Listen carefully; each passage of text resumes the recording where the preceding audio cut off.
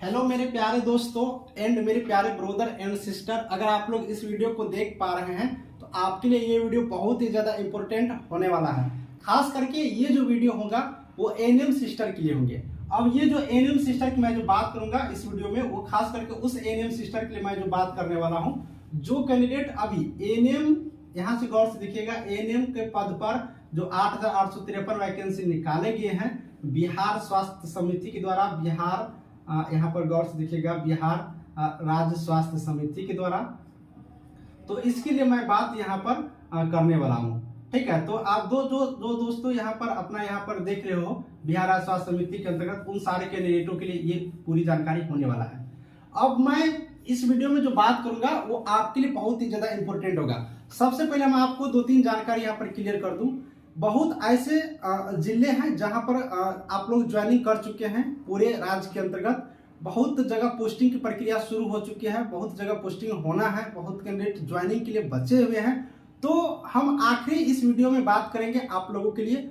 इसके बाद एएनएम 8,853 पर कोई वीडियो नहीं बनेगा। अब आप लोगों के लिए सिर्फ बिहार तकनीकी सेवा आयोग के अंतर्गत जो वैकेंसी आई हुई है उस पे हम क्लियर बात करेंगे, सारे टॉपिक पर बात करेंगे, ज्वाइनिंग तक हम आपके साथ रहेंगे। इसलिए इस वीडियो को आप लोग गौर से सुन लीजिए, गौर से देख लीजिए, सारे डॉट हम क्लियर कर देते हैं। उस डॉट को आप लोग पूरी तरह से अच्छा से क्लियर कर लीजिए और हम आपको अगले जो जानकारी होगा उस पर हम आपको क्लियर करेंगे। और इस वीडियो में जो हम बात करेंगे 2-3 पॉइंट पर बात करेंगे, उस पॉइंट को आप लोग गौर से देखिएगा। सबसे नंबर 1 पॉइंट हम पोस्टिंग पर बात करेंगे। ठीक है, नंबर 1 पॉइंट हम पोस्टिंग पर बात करेंगे। दूसरी पॉइंट यहाँ पर हम बात जो करेंगे वो आप लोग को छुट्टी पर बात करेंगे। गौर से देखिएगा, छुट्टी पर आप लोग को छुट्टी पर बात करेंगे। तीसरी जो हम बात करेंगे यहाँ पर सैलरी पर बात करेंगे, सैलरी यानी कि वेतन पर बात करेंगे। ठीक है, चौथी जो हम पॉइंट यहाँ पर बात करेंगे वो बात हम आप लोग को ट्रांसफर पर बात करेंगे। ट्रांसफर कैसे होगा, ट्रांसफर क्या होने वाला है, ट्रांसफर बात करेंगे। और पांचवी जो हम यहाँ पर एक बार बात करने वाले हैं आप लोग के साथ, ये कौन से पॉइंट पर बात कर लेंगे, पोस्टिंग हो गया, छुट्टी हो गया, सैलरी हो गया, ट्रांसफर हो गया। अब उसके बाद हम आपको बात कर लेंगे कुछ ड्यूटी पर, आपकी ड्यूटी यानी कि कुछ काम। ठीक है, ये चूंकि अब आप लोग नए कैंडिडेट हो, अब ज्वाइनिंग करके पोस्टिंग पे जाने वाले हो, तो कुछ जानकारी आपके पास होनी चाहिए जिससे कि अब आपको किसी प्रकार की दिक्कतें नहीं होगा। चलिए हम आपको एक एक करके जानकारी देना शुरू करते हैं। आप लोग गौर से इस वीडियो को देखते रहिए, अंत तक देखिएगा। ऐसा ना कि शुरू में देख लिए थोड़ा छोड़ दिए और उसके बाद आपको छूट गया फिर कमेंट करके पूछते रहिए। देखिए दोस्तों, मेरे पास भी कुछ कार्य रहते हैं, इसलिए कोशिश करते हैं कि हर बात आपको इस वीडियो में ही बता दूं जिससे कि आपको कोई दिक्कत नहीं हो और बार बार एक ही चीज को ना पूछो, जिससे कि आपका भी टाइम बचेगा और मेरा भी टाइम बचेगा। और हर व्यक्ति के कमेंट का जवाब देना आप लोग समझ सकते हो, इतना सारा कमेंट आता है, इसलिए कोशिश करिए। वैसे तो मैं सारे कमेंटों का जवाब दे देता हूँ। अब मैं पोस्टिंग के यहाँ पर जो मैं बात करने वाला हूँ, तो सबसे पहले मैं आपको बता देता हूँ टोटल जो 38 जिला है यहाँ पर अपने राज्य के अंतर्गत, इन 38 जिला में सिविल सर्जन के पास आप लोग ज्वाइन के बारे में हम वीडियो बना चुके हैं। सिविल सर्जन सर जो है, सिविल सर्जन डॉक्टर सर जो है, सिविल सर्जन सर के पास आप लोग ज्वाइनिंग करना है।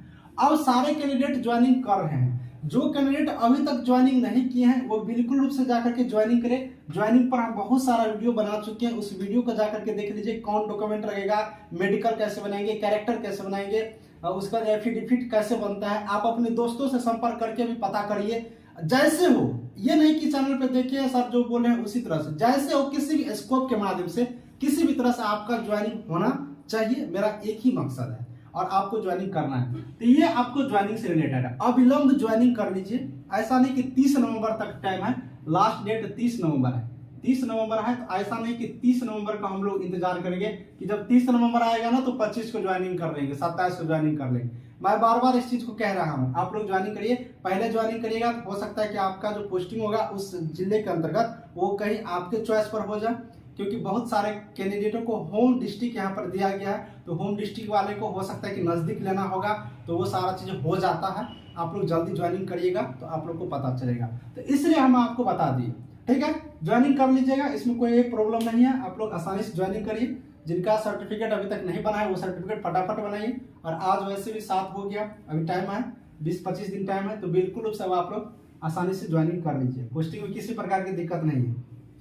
पोस्टिंग वाला बात क्लियर हो गया। अब हम जो बात कर लेते हैं, आप लोग को दूसरा बात यहाँ पर हम क्या करने वाले थे, छुट्टी का, इस पॉइंट को आप लोग देखिएगा। दूसरा पॉइंट हम जो यहाँ पर बात कर लेते हैं वो हम आपको छुट्टी का बात कर लेते हैं, ठीक है। दूसरा यहाँ पर छुट्टी, इस पॉइंट को गौर से देखिएगा, क्योंकि अब आप लोग नौकरी में गए हो और आपको छुट्टी चाहिए, तो कौन कौन से छुट्टी मिलते हैं, सरकारी नौकरी में क्या क्या छुट्टी होती है, ये थोड़ा समझ लीजिए। पहले बता देता हूं, ऐसे नौकरी में जाइएगा तो आपको पता चल ही जाएगा, ठीक है, ये सारा चीज पता चल ही जाएगा। अब यहाँ पर मैं छुट्टी का बहुत सारा प्रकार होता है, छुट्टी का बहुत सारा प्रकार होता है, लेकिन अब आप लोग ये संविदा वाले हो, ये जो वैकेंसी है ये संविदा पे नौकरी है, आप लोग जानते ही हैं, ये संविदा पर नौकरी है, संविदा पर कॉन्ट्रेक्चुअल जॉब है।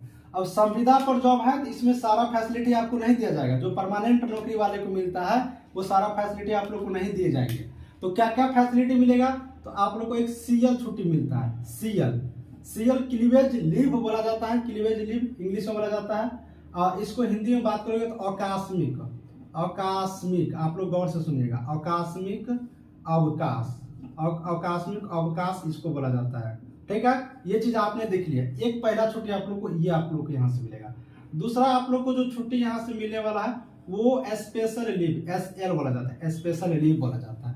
तीसरा आप लोग को जो यहाँ से छुट्टी मिल जाएगा वो आप लोग को ये प्रेगनेंसी के टाइम में मिलता है, ये प्रेगनेंसी वाला लीव मिल जाएगा, ठीक है। लेकिन दो जो छुट्टी इंपॉर्टेंट है, ये आप लोग को सीएल है, सीएल, और आप लोग को एक एसएल है। इस दोनों के बारे में जान लीजिए तत्काल, बाकी की छुट्टी आप लोग को धीरे धीरे पता चल जाएंगे, ये दोनों इंपॉर्टेंट है, ये चीज आप लोग समझ लीजिए। आकस्मिक अवकाश सीएल आपको 16 तक मिल सकता है, कहीं के 12 और कहीं के 16 सीएल मिलते हैं, इस चीज को देखिएगा।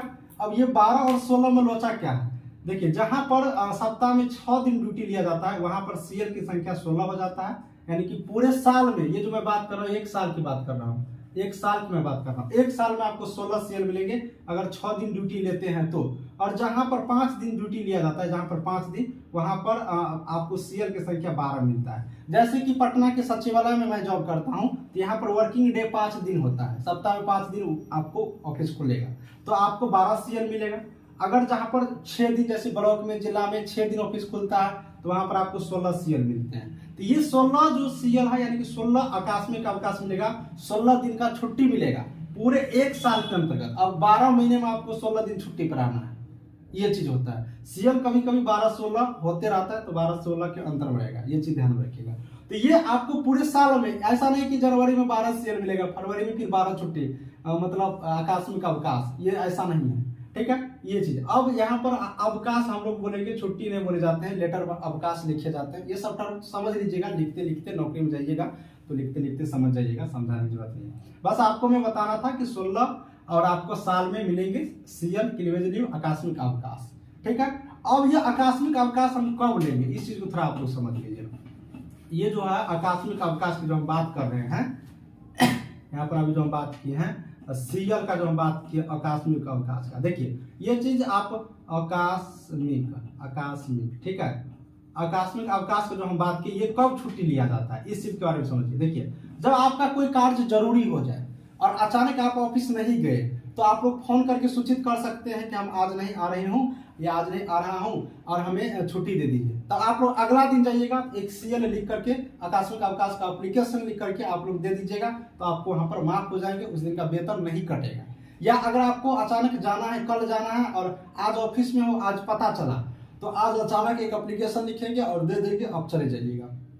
ये सीएल इस तरह से आप लोग यूज कर सकते हैं, ये छुट्टी ले सकते हैं। मैं दूसरा यहाँ पर जो बात कर रहे थे एससीएल का स्पेशल लीव, इसको स्पेशल लीव बोला जाता है,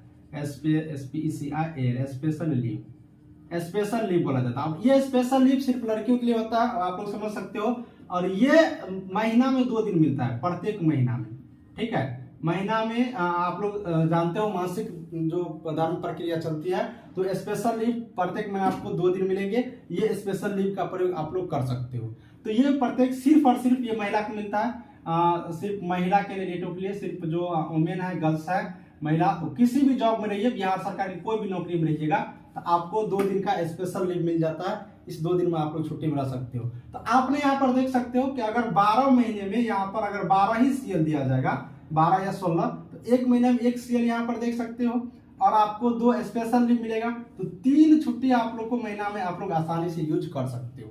ये 12 आप लोग कभी भी कर सकते हो। अगर महीना में 4 करना है तो 4 कर लीजिए, लेकिन पूरे 12 महीने में आपको ये 12 यूज करना है, या फिर 16 मिलेगा तो 16 यूज करना है।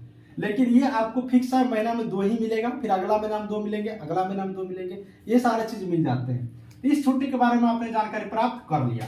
अब जो मैं एक बात करने वाला हूं, जो कि प्रेगनेंसी लीव होता है, तो वो प्रेगनेंसी लीव कितना दिन की मिलता है ये संविदा में, ये मुझे भी पूरी कंप्लीट जानकारी नहीं है, परमानेंट का मुझे जानकारी है, लेकिन ये संविदा में, लेकिन ये लीव मिलता है, इसलिए इसके लिए कोई परेशान नहीं होना है, ये लीव भी आप लोग को मिल जाएगा। बहुत सारे कैंडिडेट यहाँ पर बात कर रहे थे कि पढ़ने के लिए छुट्टी मिलेगा कि नहीं, यानी कि एजुकेशन लीव मिलेगा कि नहीं, पढ़ने के लिए छुट्टी मिलेगा कि नहीं। देखिए संविदा में पढ़ने के लिए छुट्टी नहीं मिलता है, और कहीं भी पढ़ने के लिए छुट्टी नहीं मिलता है। अगर आप लोग छुट्टी लेते हो तो छुट्टी मिलेगा, एक ही शर्त पे छुट्टी मिलेगा, पढ़ने के लिए अगर जाना है और छुट्टी लेना है तो आप एक चीज याद रखिएगा, नो वर्क, ठीक है, नो वर्क और no payment, no work no payment, आप इस चीज को ध्यान से याद रखिएगा। अब यहां से गौर करके, नो वर्क नो पेमेंट, आप लोग समझ गए, बताने का हमें लगता है कि जरूरत नहीं है। काम नहीं करोगे, काम नहीं तो वेतन नहीं, सिर्फ बात यही है। अब इसका भी सिस्टम है, गवर्नमेंट जॉब में तो 6 महीना तक रहता है, और अब ये आप संविदा वाले में हो तो 2 से 3 महीने के शायद इसमें भी रहता है, ये चीज आप लोग पता कर लीजिएगा, 2-3 महीने का अंदाज रहता है, लेकिन ये मिलता है। आप लोग काम नहीं करेगा तो आप लोग को वेतन नहीं मिलेगा, लेकिन छुट्टी मिल जाएंगे, ये चीज होता है, ठीक है। तो इस चीज को भी आपने समझ लिया। तो इस चीज पे थोड़ा डिटेल्स जानकारी, जहां पर जॉब करिएगा वहां से आप लोग सीनियर से पता कर लीजिएगा इस चीज के बारे में, लेकिन ये मिलता है, ये मुझे पता है, ठीक है, इसलिए मैं आपको बता दी। ये छुट्टी के बारे में आपने समझ लिया। अब हम कुछ बात कर लेते हैं ना ट्रांसफर के बारे में, क्योंकि ट्रांसफर होना बहुत ज्यादा जरूरी है।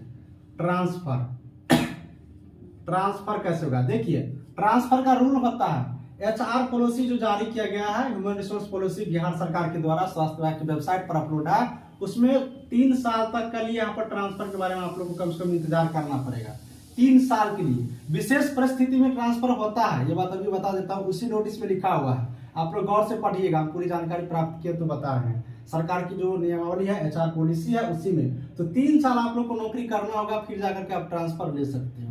वैसे आपके विज्ञापन पे, आपका जो विज्ञापन है 8053 का जो विज्ञापन निकला है, उस पर लिखा है, आप लोग पढ़ सकते हो कि 2 चॉइस दे सकते हो, 2 चॉइस, 2 पसंद कर सकते हो आप लोग कि आपको पोस्टिंग कहाँ लेना है, 2 जिला का पोस्टिंग कहाँ लेना कर सकते हो। अगर आपको नहीं मिलेगा, आप अपने पसंद के अनुसार से, तो कहीं भी आप लोग को पोस्टिंग दिया जा सकता है, लेकिन ये प्रेफरेंस के लिए इनको देना चाहिए डिपार्टमेंट को, लेकिन नहीं दिया। अब क्या मामला है, डिपार्टमेंट जानेगा।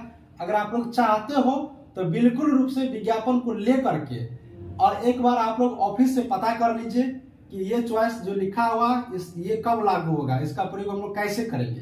तो ये आप लोग का अब कार्य हुआ, क्योंकि अब आप लोग भी एक स्टाफ बन चुके हो, अब बिहार सरकार के एक कर्मचारी बन गए हैं, तो अब आप लोग का भी कुछ दायित्व होता है। हर चीज चंदन भाई के भरोसे मत छोड़ दीजिए, थोड़ा सा मेरे प्यारे सिस्टर आप लोग भी कुछ क्या कीजिए, क्योंकि अब आप लोग के लिए सारी चीज होना है।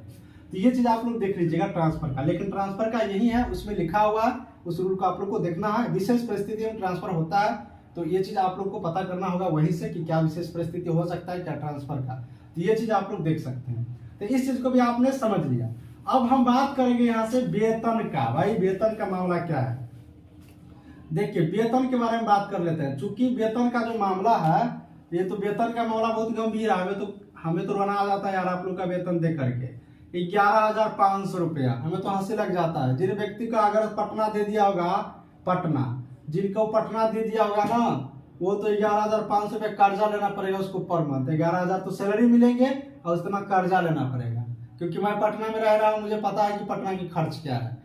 दूसरी बात है, अगर वो घर से दूसरी जगह जॉब करते हैं, घर से दूर अगर नौकरी करते हैं, तो उसको सारा चीज तो खर्च होगा, रूम रेंट लगेगा, रूम रेंट यहाँ से लगेंगे, खाने का खर्च, 2 ही चीज जोड़ दी। हमें नहीं लग रहा है कि ये 11,500 में यहाँ पर कंप्लीट हो पाएगा। अब किस अनुसार से सरकार इस पेमेंट को यहाँ पर फिक्स किए हैं ये मुझे भी पता नहीं, लेकिन मैं तो विनती करूंगा माननीय स्वास्थ्य मंत्री से कि थोड़ा इसे 11,500 के डबल करिए, कम से कम डबल करिए, कम से कम इसको 22,000, आप कम से कम 22,000 रुपया करिए, इसको कम से कम डबल करिए, क्योंकि इतनी कम सैलरी में संविदा पर जॉब कर रहे हैं, उसका सैलरी कम है, कैसे हो पाएगा। खाने पीने के लिए भी पैसा चाहिए थोड़ा, तो ये चीज तो मैं सरकार से विनती कर रहा हूँ, आप लोग वीडियो को थोड़ा पहुंचा दीजिएगा। हमारे जो माननीय मंत्री जी है स्वास्थ्य विभाग के, उनके पास तक थोड़ा पहुंचा दीजिएगा। और हम विनती कर देते हैं आप लोग के लिए कि सैलरी को कम से कम डबल कर दीजिए, कम से कम 20,000 से 22,000 कर दीजिए। क्योंकि आप एक महिला पर बहुत आदमी का यहाँ पर डिपेंड होता है, एक महिला कैंडिडेट को लेना, वो भी घर से दूर, इतनी कम सैलरी में मुश्किल है। ठीक है, तो ये मैंने विनती कर दिया, आप लोग थोड़ा वीडियो को पहुंचा दीजिएगा उन लोगों के लिए। माननीय स्वास्थ्य मंत्री हो, माननीय मुख्यमंत्री साहब हो, उनको लिए पहुंचा दीजिएगा कि थोड़ा सा वेतन को साहब बढ़ा दीजिए। हम उससे रिक्वेस्ट कर रहे हैं आपसे, और आप लोग भी थोड़ा सा रिक्वेस्ट कर दीजिए कमेंट करके, सबको सब कमेंट करके थोड़ा पहुंचाइए, तो लोगों को पता चलेगा कि 11,500 में रूम रेंट देंगे कि खाएंगे, कि 2 पैसा बचाएंगे अपने आगे वाले फ्यूचर के लिए। कुछ नहीं होने वाला है। हमें तो लग रहा है कि कर्जा लेना पड़ेगा यार, इतना तो यहाँ जो मैं रहता हूँ इससे ज़्यादा मेरा खर्चा है। नॉर्मल खर्चे की मैं बात कर रहा हूँ। पता नहीं कैसे ये सैलरी फिक्स हुआ है, मुझे नहीं मालूम। लेकिन सैलरी के बारे में हमको जानकारी ये देना चाहेंगे कि सैलरी पर बातचीत चल रही है। ये जो जानकारी हमें पता चला है गोपनीय रूप से, उस चीज़ को हम बताते हैं। लेकिन जब तक यहाँ पर ऑफिशियली जानकारी नहीं आ जाएगा तब तक हम कन्फर्म रूप से आपको नहीं बता पाएंगे। वैसे मैं आपको अनाउंसमेंट कर देता हूँ कि सैलरी आपको बढ़ने वाला है, सैलरी बढ़ने वाला है। मैं आपको अभी बता देता हूँ, सैलरी जो बढ़ेंगे वो 500 से लेकर के 1,000 के बीच में ही हमें लग रहा है कि बढ़ने वाला है। ये चीज़ की जो जानकारी मुझे मिला वो चीज़ हम आपको बता देते हैं। ये कंफर्म नहीं हुआ है अभी, लेकिन उम्मीद है कि आप लोगों को सैलरी बढ़ जाएंगे बहुत ही जल्द। इस पर बातचीत चल रहा है, तो ये सैलरी का मैटर है। सैलरी बढ़ने वाला है, 500 से 1,000 के बीच में सैलरी आप लोग को बढ़ने वाला है। ठीक है, हो सकता है कि ये 1200 तक भी जा सकता है, 1200 तक जा सकता है, लेकिन सैलरी बढ़ने वाला है, इतना ही बढ़ने वाला है। आसपास में मैं बता रहा हूँ, ठीक है, ये कंफर्म नहीं है, लेकिन जो जानकारी आ रही है वो हम आपको बता दें सैलरी से रिलेटेड। तो अब आपने समझ गया। कुछ हम कार्य के जिक्र कर देता हूँ, काम ड्यूटी क्या रहेगा आप लोग का। ड्यूटी पर भी हमने वीडियो बना चुके हैं। ड्यूटी पर सबसे पहले ड्यूटी का बात मैं करूंगा, तो सरकार एक रूल निकाला, एक नोटिस निकाला है। ठीक है, उस नोटिस को हम आपको दिखाए हैं, वीडियो देख लीजिएगा। एक नोटिस निकाला है, उस नोटिस में पूरा ड्यूटी के बारे में बताया गया है। उसको मैं फिर से एक बार आपको जिक्र कर देता हूँ कि आपको समूह मतलब एक ग्रुप में काम करना होगा, ग्रुप में काम करना होगा। गांव जाकर के आप लोग को काम करना होगा, गांव में भी जाकर के आप लोग को काम करना होगा। एक ऐसा नहीं कि आपको हॉस्पिटल में ही सारे दिन रहना है, गांव जाकर भी आपको करना होगा। प्रचार प्रसार करना होगा, ये सब कुछ उस पर लिखा हुआ है। व्यक्तियों से अच्छी तरीके व्यवहार करना होगा, उनसे अच्छी तरीके से बातचीत करना होगा। ये सारे काम दिया गया है एनएम के ऊपर। एनएम का ड्यूटी बहुत हार्ड है मेरे अकॉर्डिंग, हमें जो लगता है, क्योंकि इतना सारा काम गाँव गाँव जाके घूमना, उसको समझाना बताना थोड़ा सा मुश्किल है, लेकिन आप लोग को करना होगा। ये सारा ड्यूटी है। और आप लोग ड्यूटी में जाइएगा तो घबराइएगा नहीं। नया नया नौकरी होता है ना, तो लोग घबरा जाते हैं। हमें तो यार, हम तो फर्स्ट जब नौकरी कर रहे थे ना, तो हम एक दिन ज्वाइनिंग किए और दूसरा दिन हम रिजाइन मार के आ गए। हमें अच्छा ही नहीं लग रहा था, तो इसलिए हमें बताएंगे डिटेल्स जानकारी हम आपको अगली वीडियो में, कोई वीडियो में। हम अभी तक जो नौकरी छोड़े हैं, किस कारण से छोड़े हैं, एक दिन नौकरी किए दूसरा दिन रिजाइन मार दिए, क्या कारण था, क्या वजह था, पूरी बताऊंगा कहानी। लेकिन थोड़ा सा ये होता है, जो मुझे एक्सपीरियंस है, थोड़ा सा माइंड डाइवर्ट होता है, थोड़ा गुस्सा भी आते हैं, थोड़ा परेशानियां हो जाती है, खास करके नए नए में और भी होता है। इसलिए बिल्कुल टेंशन फ्री होकर करिएगा। नौकरी में आते रहती है परेशानी तो जिंदगी में आते रहती है, लेकिन नौकरी में थोड़ा ज्यादा ही होता है, क्योंकि रिस्क कवर हो जाता है। आपके ऊपर बहुत सारे लोगों के दबाव बनते हैं, बहुत सारे लोगों को जिम्मेदारी भी बनते हैं, बहुत सारी चीज को समझना होता है। इसलिए अब आप लोग नए हो, बिल्कुल रूप से घबराइएगा नहीं, प्यार से आराम से। थोड़ा टेंशन होगा, थोड़ा परेशानी होंगे, रिलैक्स हो जाइएगा, बैठ जाइएगा, आराम कर लीजिएगा, सोच लीजिएगा, फिर जाकर के वर्क करिएगा।